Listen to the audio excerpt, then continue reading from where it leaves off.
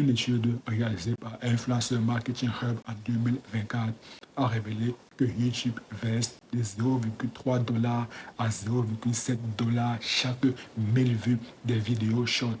Donc en moyenne, YouTube verse 0,5 $, soit 5 centimes chaque 1000 vues. Le RPM pour les shorts de YouTube est de 0,5 $, soit 5 centimes de dollar. Si on suppose que 1 $ équivaut à 1 € dans le cadre de cette vidéo, alors chaque 1000 vues des shorts, vous recevrez en moyenne 5 centimes d'euros. Donc à chaque fois que vous avez 1 million de vues short, vous ne percevez que en moyenne 50 $. Parce que cela équivaut à entre 30 $ et 70 $. 50 $ chaque 1 million de vues, selon moi, à mon humble avis, c'est peanut. Et d'ailleurs, même pour recevoir ces 50 $, il faudrait d'abord être éligible au programme partenaire YouTube.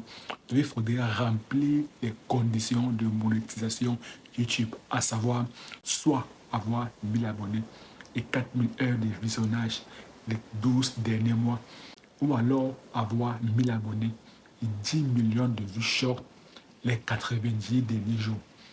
Là, vous comprenez que si YouTube verse 50 $ chaque million de vues short, alors pour atteindre les 10 millions de vues short les 90 derniers jours, alors YouTube vous a coupé d'à peu près 500 $.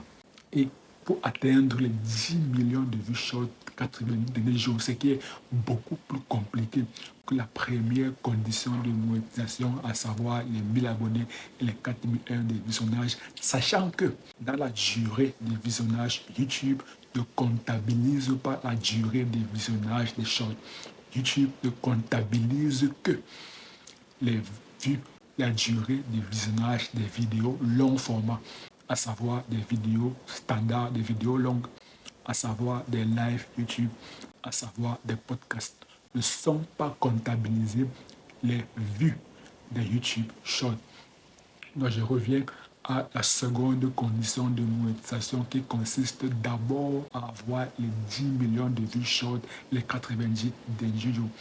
Vu que YouTube vous verse à peu près 50 $ chaque million de vues, alors lorsque vous parviendrez à franchir ce seuil de monétisation avec le deuxième critère concernant les millions de vues short, alors c'est comme si YouTube vous a coupé de 500 $ parce que chaque million de vues correspond à 50 $.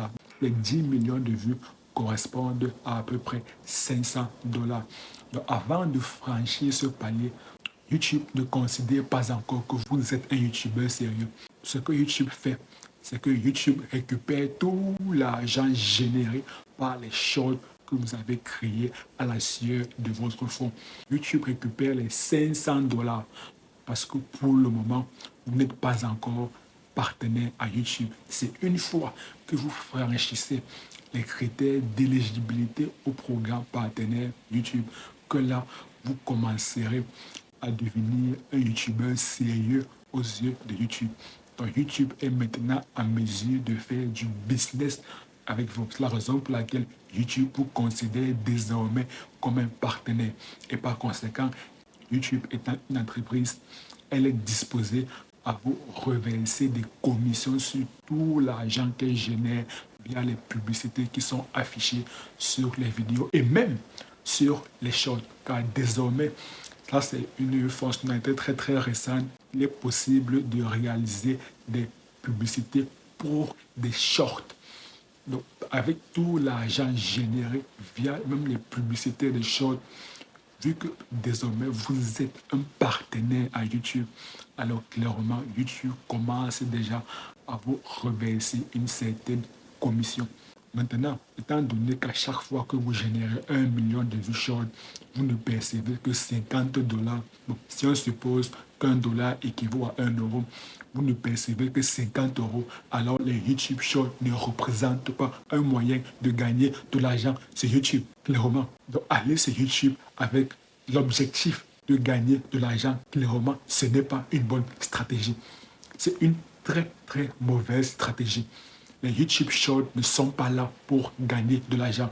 L'objectif des YouTube Shorts, c'est d'avoir de la visibilité, c'est d'avoir énormément de vues. Et par conséquent, avoir énormément d'abonnés, de manière à ce que cette visibilité puisse être redirigée vers des vidéos longues.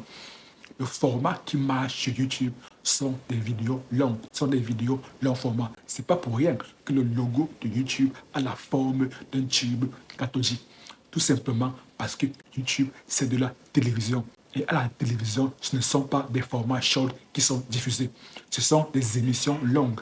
Et par conséquent, lorsque vous venez sur YouTube, vous devez également venir dans le but premier de créer des vidéos longues. YouTube n'a inséré que les formats short pour répondre à TikTok. Les formats short sont un bon moyen d'avoir de la visibilité. Et cette visibilité devrait être redirigée vers YouTube.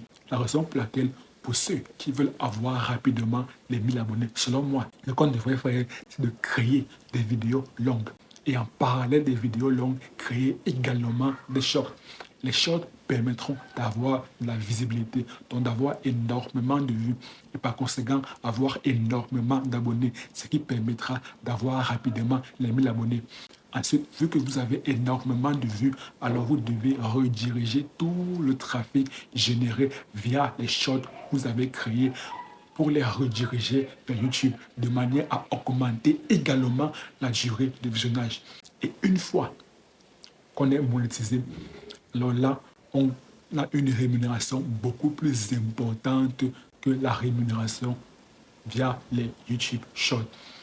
Et si vous voulez savoir combien sont payés les YouTubeurs qui viennent juste d'être monétisés ou bien les YouTubeurs qui ont un nombre d'abonnés entre 1000 et 10 000, ce qu'on appelle dans le jargon des nano-influenceurs. Si vous voulez savoir combien YouTube paye petit YouTubeur, alors cliquez juste la vidéo qui apparaît à l'écran.